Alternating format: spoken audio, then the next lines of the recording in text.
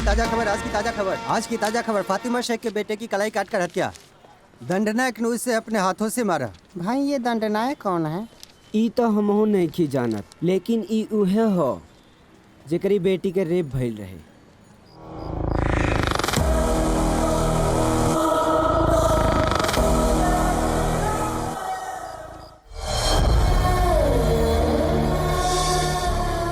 बिटिया, अब तोहरा के न्याय दिवावे में बस एक कदम के दूरी बा। जाने ताड़ी बिटिया, सबके मार डाली, बस ये कोई दरिंदा जिंदा बा।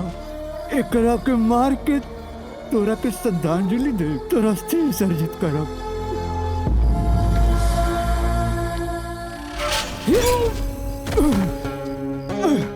बुढ़ा हमरा के मर पे ते जानत नहीं कि हम के बानी।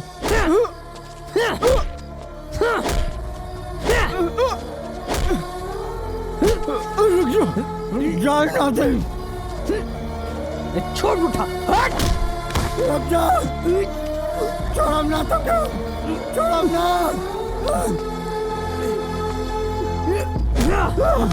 जान ना दे,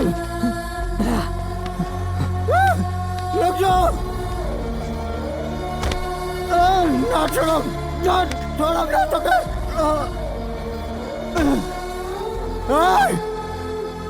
बचना पाइए हमसे।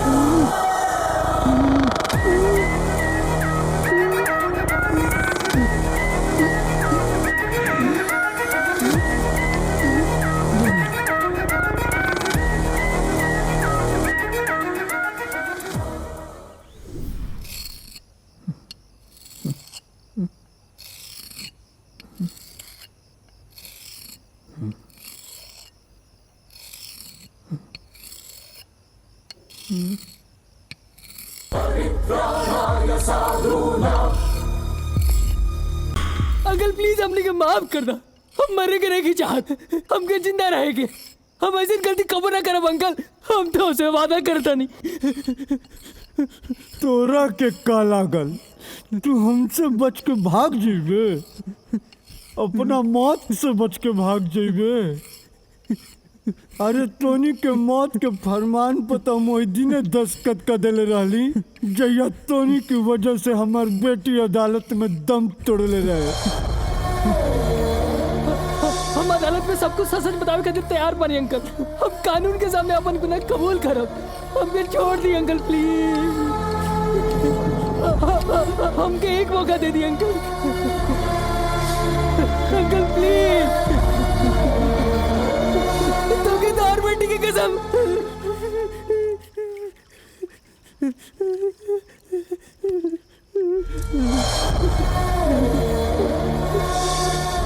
बेटी के कसम देख के ते हमरा के रोक देले, लेकिन एगो बात याद रखी है कि तोरा मौत और हमरा उस तरह के बीच में मात्र 1 इंच के दूरी बा, जौन हमेशा रही।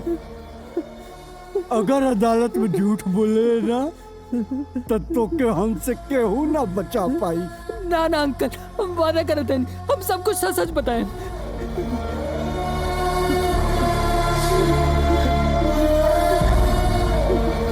मिस्टर मैडम, हम चुप लेके बैठल बानी। वो मुजरिम को पकड़े खातिर दिन रात एक के दिल बानी, जगह जगह पर नाकाबंदी, छापामारी सब करवा देले बानी।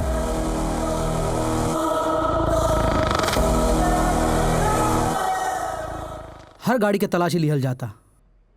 वादा करता नहीं मुजरिम बच के ना जाई।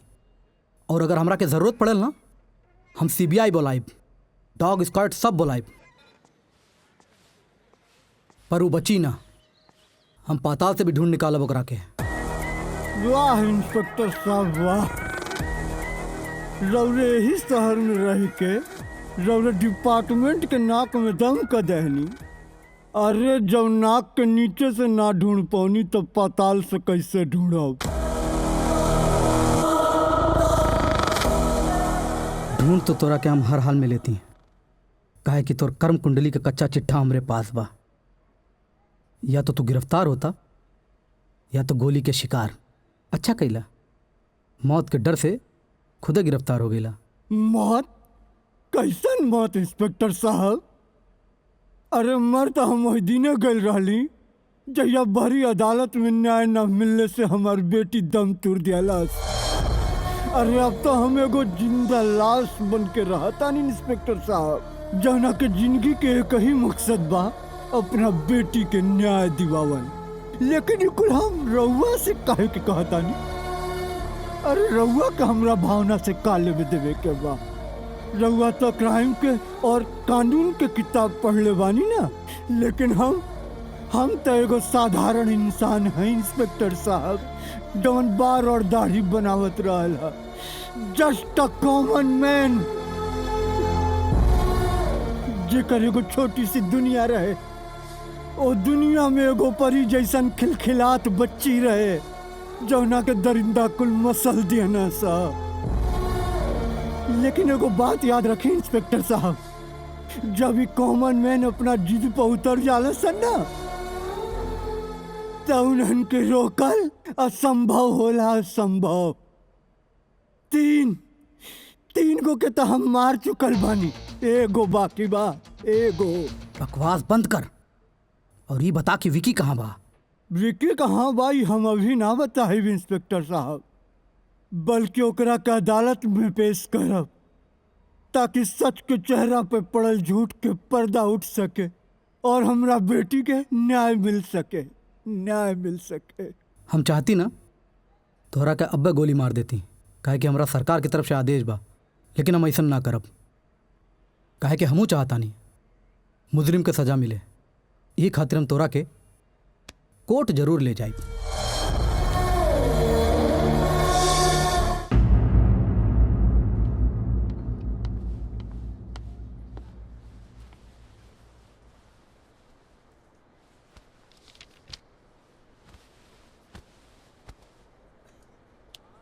अदालत की कार्रवाई शुरू की जाए।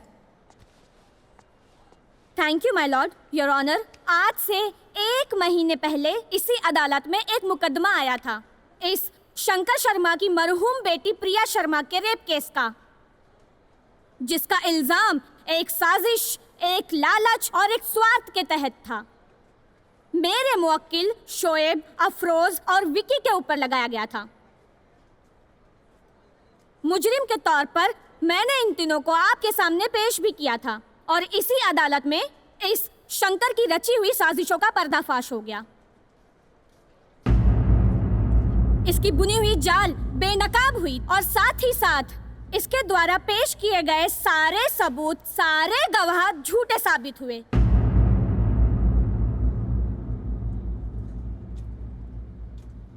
जिसके बाद हमारे तीनों मुवक्किलों को आपने ही बाइज्जत बरी कर दिया था। लेकिन ये लालची इंसान, पैसे का भूखा इंसान, जब इसे पैसे नहीं मिले तो ये बौखला गया और मेरे तीनों मुवक्किलों को बड़े ही शातिराना अंदाज में धोखे से बुलाकर इनका अपहरण किया। शोएब और अफरोज को बहुत ही बेरहमी से मौत के घाट उतार दिया और हमारा तीसरा मुवक्किल जैसे तैसे करके इस खूनकार इंसान के हाथों से बाहर निकला और सीधे जाकर पुलिस स्टेशन में इसके खिलाफ कंप्लेंट दर्ज की। तब जाकर ये इंसान यहाँ गिरफ्तार होकर आया है। माय लॉर्ड, कटघरे में खड़े इस इंसान को गौर से देखिए। शक्ल से बूढ़ा और पैर से अपाहिज दिखने वाला ये इंसान के दिल में किसी के लिए रहम नहीं है। इस इसके हाथों से मरने वाले लोग में से कोई नेता बनता, देश की सेवा करता, कोई डॉक्टर बनता, समाज की सेवा करता, लेकिन नहीं। और तो और इसने हमारे ईमानदार और दिलेरी के साथ ड्यूटी करने वाले ऑफिसर को भी नहीं बख्शा, उनकी भी गला काटकर हत्या कर दी।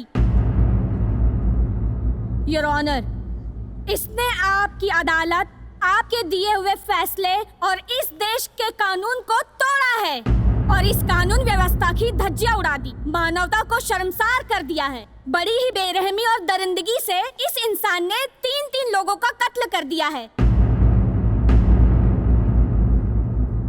मैं अदालत से दरख्वास्त करूंगी कि ऐसे खूंखार इंसान पर बिना कोई रहम करते हुए इसे सीधे सीधे फांसी के फंदे पर पहुंचाया जाए। That's all, my lord.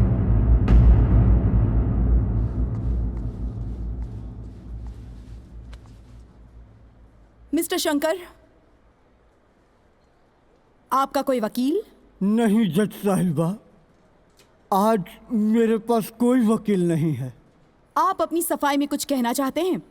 अपनी सफाई में नहीं जज साहिबा, बल्कि अदालत की कार्रवाई में कुछ कहना चाहता हूँ। इजाजत है। जज साहिबा, यहाँ जिसके कत्ल की चर्चा की जा रही है, दरअसल वो कत्ल मैंने नहीं किया है, बल्कि मैंने सजा दी है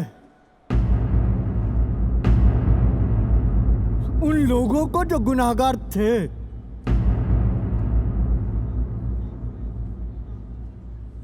क्योंकि अदालत को इंसाफ नहीं करने दिया गया, सारे सबूतों, सारे गवाहों को तोड़ मरोड़ के आपके सामने पेश कर दिया गया।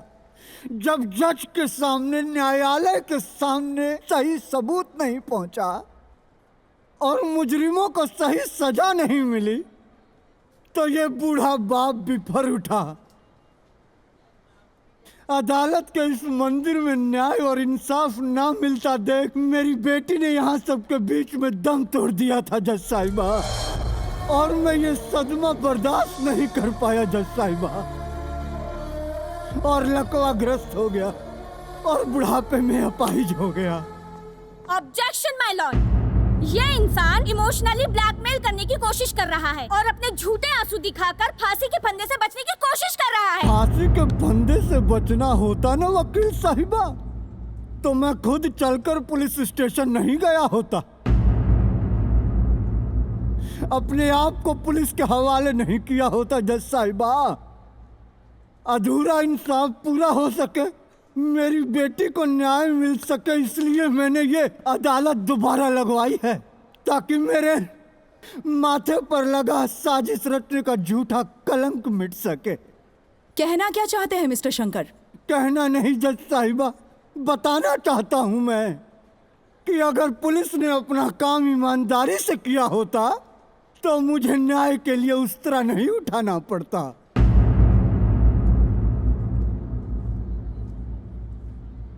और जज साहिबा, मैं चाहता तो इसको भी मार देता, लेकिन मैं आपके सामने इसको लेकर के आया हूं ताकि ये खुद बताए कि मेरी बेटी के साथ क्या क्या हुआ है। ये खतरनाक मुजरिम आपके सामने खड़ा है, पूछिए इससे जिसने मेरी बेटी की इज्जत को तार तार कर दिया। पूछिए सच्चाई इस लड़के से जो आपके सामने कटघरे में खड़ा है। ऑब्जेक्शन माय लॉर्ड, इस इंसान ने मेरे मुवक्किल को बहुत दिनों से अगवा करके रखा हुआ था, इन्हें डराया है, धमकाया है और मौत का डर दिखाया है, मगर तुम डरो नहीं। यहाँ पुलिस है, कानून है, जज साहिबा है, तुम डरो नहीं। तुम सच्ची सच्ची बताओ, तुम क्या बताना चाहते हो, बोलो। मिस शिवानी, आप चुप रहेंगी तभी तो वो कुछ बोलेंगे। Sorry my Lord. बताओ विकी।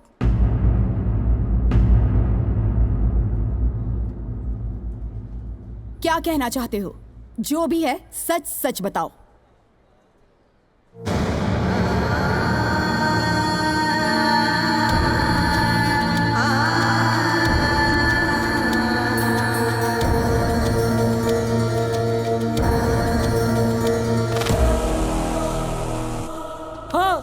हाँ जज साहिबा, हाँ, हम तीनों ने मिलकर इसकी बेटी प्रिया का बलात्कार किया था। शोएब और अफरोज के साथ मैं भी शामिल था। हमारी इस वकील ने हमें रास्ता बताया और सारे सबूत को बदल करके सारे झूठे सबूतों को पेश किया और सूरज के घर वालों को अगवा करके उसे झूठ बोलने पर मजबूर कर दिया। मैं अपना गुनाह कबूल करता हूँ जज साहिबा। हम तीनों ने मिलकर इसकी बेटी के साथ बहुत ही घिनौना अपराध किया है। इसकी बेटी की मौत का कारण भी हम ही लोग हैं जज साहिबा, हम ही लोग हैं। सुन लिया ना जज साहिबा, हो गए ना दूध का दूध पानी का पानी, आ गई ना सच्चाई आपके सामने। जज साहिबा अगर आपकी इजाजत हो तो मैं मंत्री महोदया डॉक्टर और बिल्डर को इस कटघरे में बुलाकर चंद सवाल पूछना चाहता हूँ।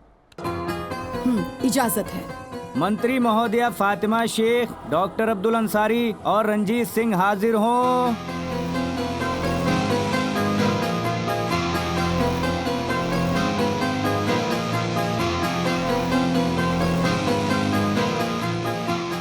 हाँ तो मंत्री साहिबा, मेरा पहला सवाल आपसे है।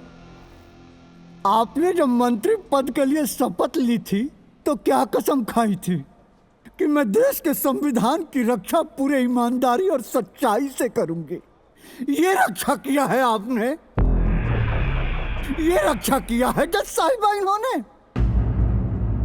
इनके बेटे ने मेरी बेटी के साथ हैवानियत और दरिंदगी भरा बलात्कार किया।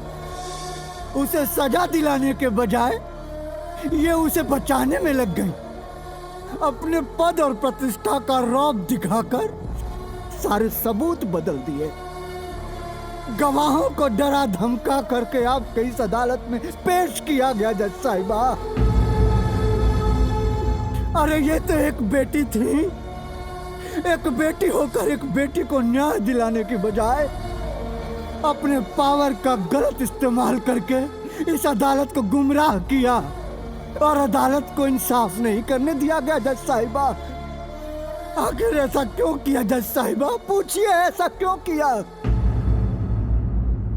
और ये डॉक्टर को तो भगवान का दूसरा रूप कहा जाता है, लेकिन इस डॉक्टर ने क्या किया?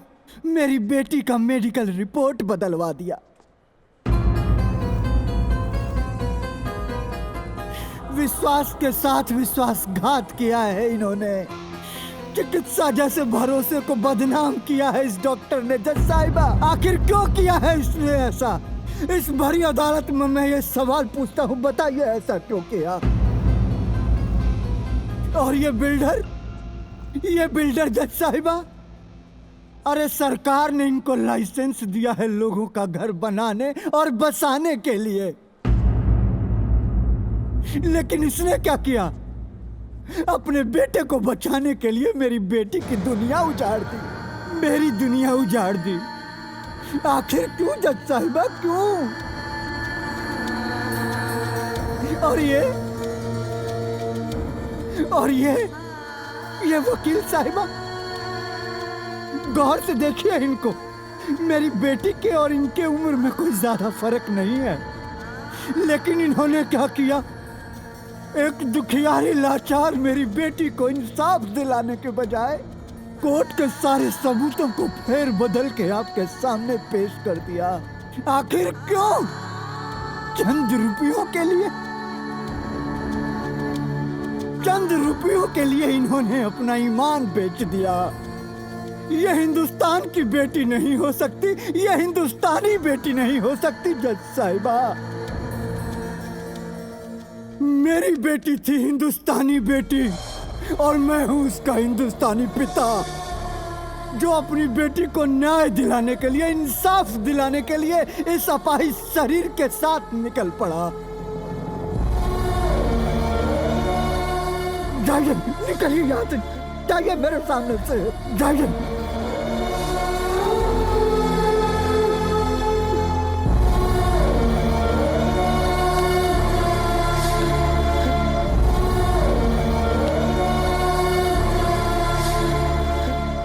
जज साहिबा, मुझे सफेद रंग बहुत पसंद है क्योंकि मैं शांति प्रिय व्यक्ति हूँ, लेकिन समाज के इन ठेकेदारों ने मेरे सफेद रंग पे दाग लगा दिया, मुझे अपराधी बना दिया जज साहिबा। लेकिन मुझे न्याय मिल गया होता तो शायद मैंने कानून हाथ में नहीं लिया होता। मुझे इस बात का पछतावा नहीं है जज साहिबा कि मैंने 3 लोगों को मारा है। हाँ, मैंने मारा है और मैं चाहता तो इसको भी मार देता जज साहिबा, लेकिन आपके सामने इसलिए लेके आया कि सच्चाई आ सके आपके सामने। अब सच्चाई आपके सामने है जज साहिबा। अब आप जो फैसला सुनाए, जो फैसला सुनाए आप।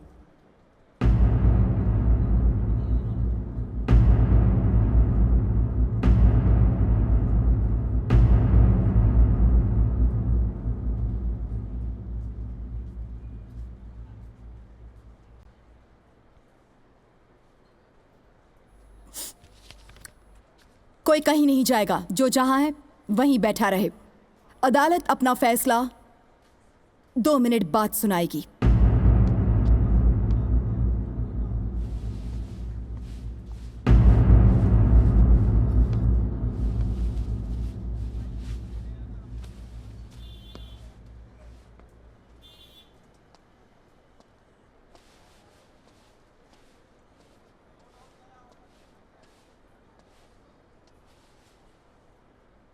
अभी मैं जज नहीं हूं, हिंदुस्तान की आम बेटी बनकर आपके सामने खड़ी हूं। वो बेटी जिसे इस पिता पर बहुत गर्व महसूस हो रहा है। वो बेटी जो इस भरी अदालत में ये कहना चाहती है कि आप जैसा पिता हर बेटी को मिले, तो हिंदुस्तान ही नहीं, दुनिया के किसी भी कोने में किसी भी बेटी के साथ बलात्कार जैसा घिनौना अपराध करने की हिम्मत किसी की भी नहीं होगी। काश आप मेरे पिता होते। आप पे इतना गर्व महसूस कर रही हूं कि आपके पैर छूने को दिल करता है।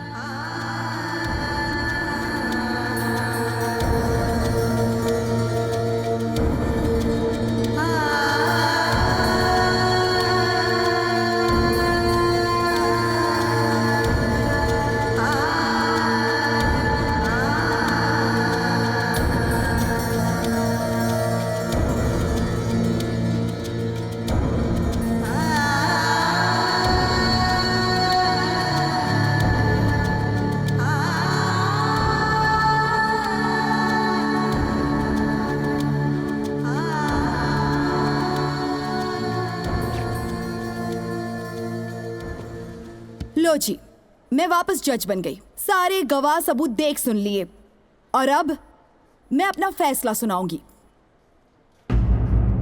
तो विकी, 15 अप्रैल की रात तुमने शोएब और अफरोज के साथ मिलकर प्रिया का बहुत ही बेरहमी के साथ बलात्कार किया। अब वो दोनों तो रहे नहीं, तो सजा के हकदार हो तुम। लेकिन तुमसे पहले सजा के हकदार हैं ये लोग जिन्होंने सबूतों के साथ छेड़खानी की और अदालत को कलंकित करने की कोशिश की।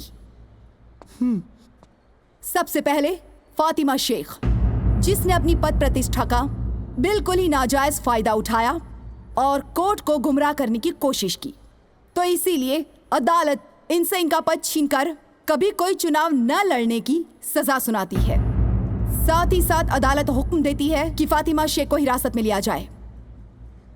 डॉक्टर अंसारी, आपका भी मेडिकल लाइसेंस रद्द किया जाता है और आपको भी पुलिस हिरासत में भेजा जाता है। बिल्डर रंजीत सिंह के सारे अकाउंट्स और प्रॉपर्टी सील करके इनका भी कंस्ट्रक्शन का लाइसेंस रद्द किया जाता है और इन्हें भी हिरासत में भेजा जाता है। एडवोकेट शिवानी सिन्हा, जिन्होंने सबूतों के साथ छेड़खानी की, न्याय और अदालत को गुमराह करने की कोशिश की, ऐसे वकील को कोई हक नहीं है कि वो कानून की लड़ाई लड़े। इसीलिए इनका लाइसेंस रद्द किया जाता है और इन्हें इनके पद से पदमुक्त किया जाता है।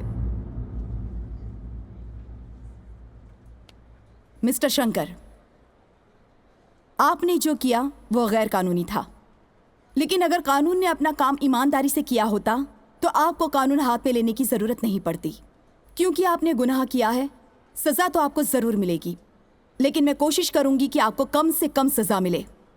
तब तक के लिए आपको हिरासत में भेजा जाता है। मिस्टर विकी वल्द रंजीत सिंह, आपको फांसी की सजा सुनाई जाती है। ये फांसी सुबह 5 बजे दी जाए और सारे न्यूज चैनल पर लाइव दिखाई जाए, ताकि हिंदुस्तान में कभी कोई किसी लड़की के साथ रेप जैसी घिनौनी वारदात को अंजाम ना दे।